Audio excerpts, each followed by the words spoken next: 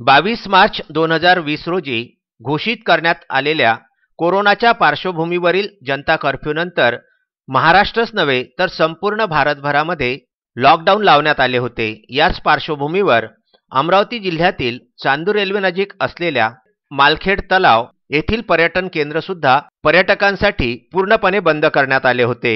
मात्र लॉकडाऊनच्या काळानंतर चांदूर रेल्वेजवळ असलेल्या कृष्णाजी सागर हे पर्यटन क्षेत्र पर्यटकांसाठी खुले करण्यात आलेले असून मागील 2 दिवसांपासून येथे पर्यटकांची गर्दी वाढलेली आहे। अमरावती चांदूर रेल्वे रस्ता असलेल्या मालखेड येथे कृष्णाजी सागर पर्यटन स्थळ हे तलावाच्या परिसरामध्ये उभारण्यात आलेले आहे। येथे चिमुकल्यांसाठी विविध खेळांचे साहित्य तसेच लहान मुले व मोठ्यांकरिता बोटिंगची व्यवस्था आणि कोरोनाच्या पार्श्वभूमीवर गेल्या मार्च महिन्यापासून बंद असलेल्या या पर्यटन क्षेत्राला राज्य शासनाने 28 डिसेंबर रोजी परवानगी दिल्यानंतर येथे आता पुनश्च पहिलेसारखीच पर्यटकांची गर्दी वाढलेली आहे। अगदी कोरोना सुरुवात होत असताना हे मिकी माऊस एक नवीन इक्विपमेंट सुद्धा इथे आलं होतं। लहान मुलं याच्यावरती मौज करतात, मजा करतात।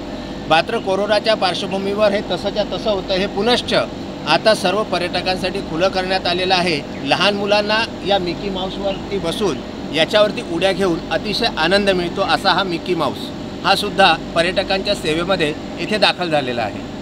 क्या नाम है आपका? अनाया। कहाँ से आए हो आप? बडनेरा। कितने बजे आए थे यहाँ पर? 2। कैसा लगा यहाँ पे? बहुत अच्छा। खेलते समय कैसा लग रहा है अभी? अच्छा लग रहा। बहुत अच्छा लग रहा है। हाँ। कुठून आलीस तू? यवतमाळ। कसं वाटलं एकंदरीत मालखेडचं जे जिथे तुम्ही आज इथे पहिल्यांदा व्हिजिट केली तर कसं वाटलं तुम्हाला? खूप छान वाटलं आणि खूप आनंद पण झाला। इथलं वातावरण पाहून उत्साहित झालो आम्ही खूप। आणि म्हणजे कोरोनाचा जो म्हणजे 22 मार्चपासून सगळी मंडळी ही घरामध्ये लॉकडाऊन होती, तर त्या अनुषंगाने सध्या आता एकंदरीत इथलं वातावरण कसं वाटतं? खूप छान, मनसोक्त। कुठून आलात आपण? यवतमाळवरून। कसं वाटलं एकंदरीत मालखेडचं हे जे पर्यटन स्थळ आपण इथे आज पहिल्यांदा व्हिजिट केली की नेहमीच व्हिजिट करता? फर्स्ट टाइम माझी व्हिजिट झाली आहे आमच्या फॅमिलीची संपूर्ण। कसं वाटलं तुम्हाला? आनंद वाटला। एकंदरीत केव्हा किती वाजता आलात सकाळी? आम्ही सकाळी नाही आलो आहे, तर लगभग 3:30-4च्या दरम्यान आलो। कसं वाटलं एकंदरीत मालखेडचं पर्यटन स्थळ? सध्या तर आता कोरोनामुळे जर हे वातावरण थोडं सुरळीत होऊन राहिलं तर थोडं त्या हिशोबानं व्यवस्थित नीटनेटकं आहे, व्यवस्थित आहे। कहाँ से आए हो? हम बडनेरा से आए। पहली बार आए? नहीं, पहली बार तो नहीं आए, लेकिन ये इतने 8-9 महीने के बाद पहली बार आए। कैसा महसूस कर रहे हो अभी? बहुत अच्छा लग रहा है। और क्या क्या सुविधा है आपको पहले जो देखने को नहीं मिला, ऐसा क्या क्या बढ़ा हुआ दिखा यहाँ पर? ऐसा तो कुछ नहीं लगा, पहले जैसे ही लगा, लेकिन ज़्यादा खुशी थी क्योंकि इतने दिनों के बाद आए तो। अच्छा।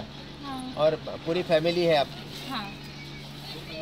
और क्या ऐसी क्या खुशी कैसी महसूस हो रही इतने दिनों के बाद जब आप घर से निकले हो, यानी कोरोना से जब से सब लॉकडाउन थे तो? हाँ, अच्छा लग रहा है, कोई रोक टोक नहीं थी, बिंदास मस्त एंजॉय किया, किसी ने कुछ बोला नहीं, तो अच्छा लगा। जुन्या वर्षाला निरोप आणि नव्या वर्षाला प्रारंभ होत असल्याने या पर्यटन क्षेत्राला पर्यटकांनी आपली पहिली पसंती दर्शविलेली आहे। येथे लहान मुलांसाठी विविध प्रकारची खेळणी तर मोठ्यांसाठी स्विमिंग आणि लहान मुलांसाठी वॉटर पार्कची सुविधा सुद्धा उपलब्ध करून देण्यात आलेली आहे।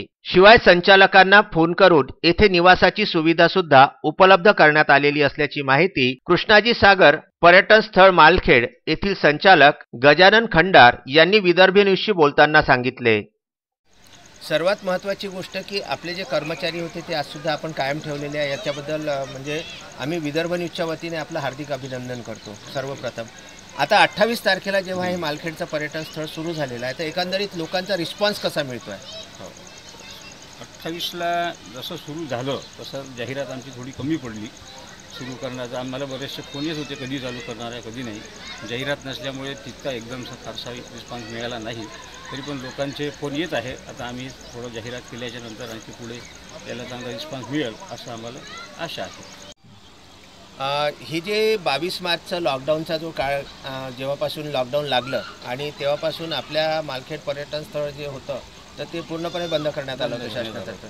मग हा जो एकंदरीत 8 महिन्याचा 9 महिन्याचा आपला जो पिरियड गेला 10 महिन्याचा सुमारे, तर हा पिरियड कसा गेला? पूर्णपणे लॉकडाऊन? पूर्णपणे लॉकडाऊन होतं. सर्व कर्मचारी सुरुवातीला 15 दिवस 20 दिवसापर्यंत काही कर्मचारी आम्ही इथे ठेवले होते. नंतर मग इथे कोणतंही उत्पन्न नसल्यामुळे मी सर्व कर्मचाऱ्यांना सुट्टी दिली. जवळपास 1 महिन्यापर्यंत त्यांना मी म्हणजे सानुग्रह निधीमधून काही महिन्यापर्यंत त्यांना पगार दिला. त्यानंतर पूर्णपणे बंद आहे. 4 ते 5 कर्मचारी इथे फक्त साफसफाई आणि डेव्हलपमेंट ठेवलेले होते, पाणी मारणे वगैरे वगैरे सर्व मेंटेनन्सकरिता. तेच फक्त त्यांचाच तोही खर्च माझा जवळपास मंथली 1 लाख रुपयापर्यंत होता. तोही मी भूर्दंड सध्या मी सहन केला आहे. मी डिपार्टमेंटला किंवा आपल्या विभागाला मी त्यांची मागणी केलेली आहे. त्याच्यावर ते विचार करीत आहे. आता पुढे आता सध्याच त्यांनी 28ला ऑर्डर दिली की तुम्ही मालखेड पर्यटन केंद्र चालू करा. त्याच्यानंतर आता सध्या 28ला आम्ही सुरू केलेलं आहे.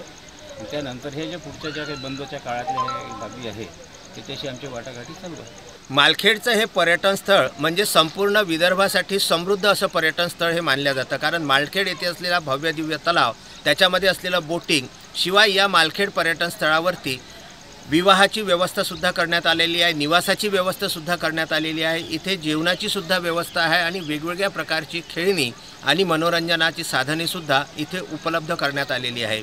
गेल्या अनेक दिवसांपासून 22 मार्चपासून संपूर्ण जनता ही आपापल्या घरामध्ये बंद परिस्थितीमध्ये म्हणजे लॉकडाऊनमध्ये होती.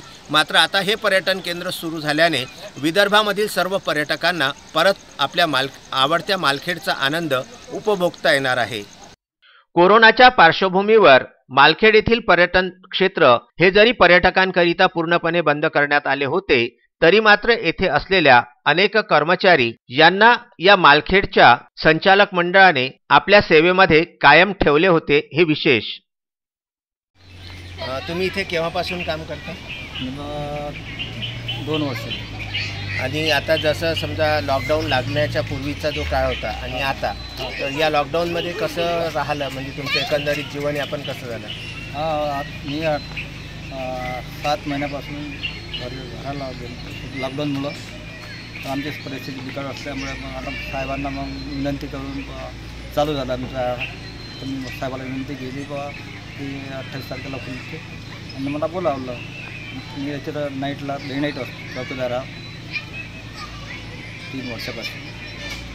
आणि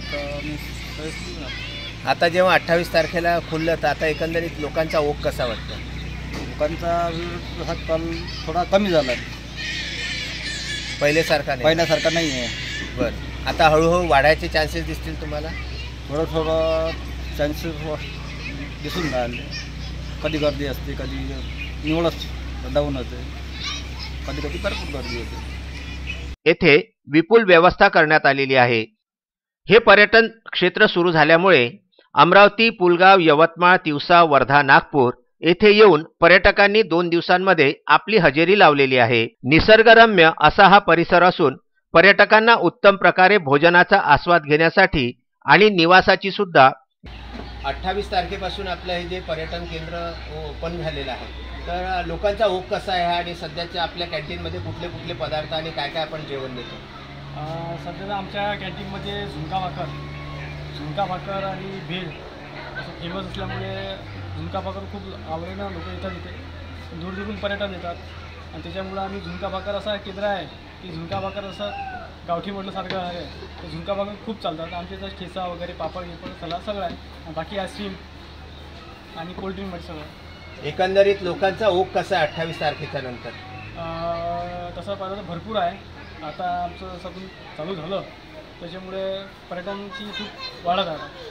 मात्र त्यासाठी आगाऊ आरक्षण असणे फार महत्त्वाचे आहे. येथील विस्तृत माहिती घेण्यासाठी विदर्भ न्यूजच्या चमूने मालखेड येथे दौरा केला आणि मालखेड पर्यटन क्षेत्राला भेट देऊन तेथील सर्व माहिती जाणून घेतली. आणि ही माहिती मालखेड येथील पर्यटन क्षेत्राचे संचालक असलेले गजानन खंडार यांनी विदर्भ न्यूजला दिली. शासनाच्या आदेशानुसार मला दिनांक 23/12ला पत्र मिळालं की आपण पर्यटन चालू करू शकता.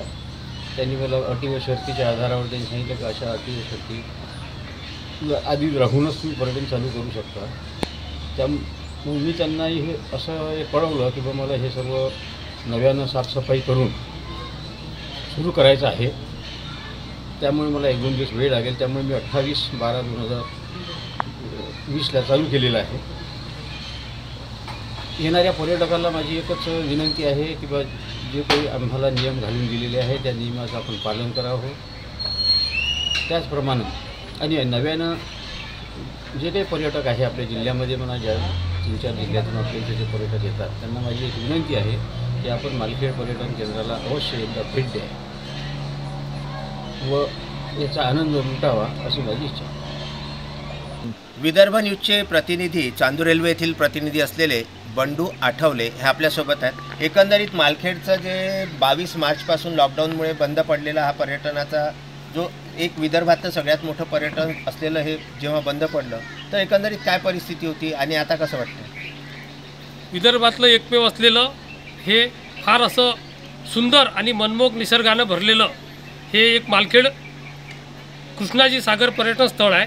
येथे येणाऱ्याची खूप गर्दी असते आणि जेव्हापासून सुरू झालं त्यामुळे आता हे एक आमच्या अमरावती जिल्ह्यासाठी फार सुंदर असं पर्यटन स्थळ आहे.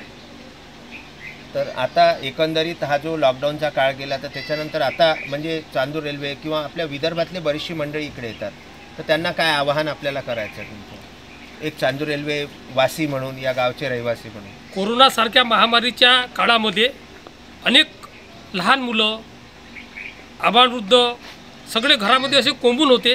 त्यामुळे आता त्यांनी या पर्यटन स्थळाचा लाभ घेण्यासाठी सुंदर असं तलाव आहे, गार्डनिंग आहे, चांगलं लज्जतदार असं भोजनाचं आस्वाद घेण्याचं हॉटेल आहे. त्यासाठी त्यांनी या पर्यटन स्थळाला एकदा तरी अवश्य भेट देऊन आपला आनंद द्विगुणित करावा व आपण कोरोनावर मात केली असे समजून या पर्यटन स्थळाला भेट द्यावी.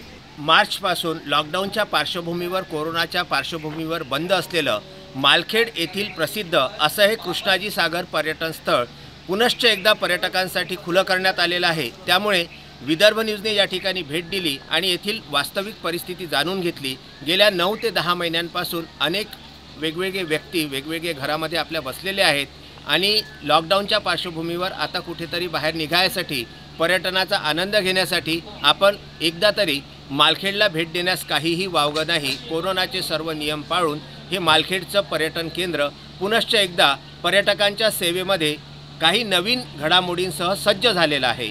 विदर्भ न्यूजकरिता बंडू आठवले यांचा चांदूर रेल्वे येथून हा विशेष वृत्तांत.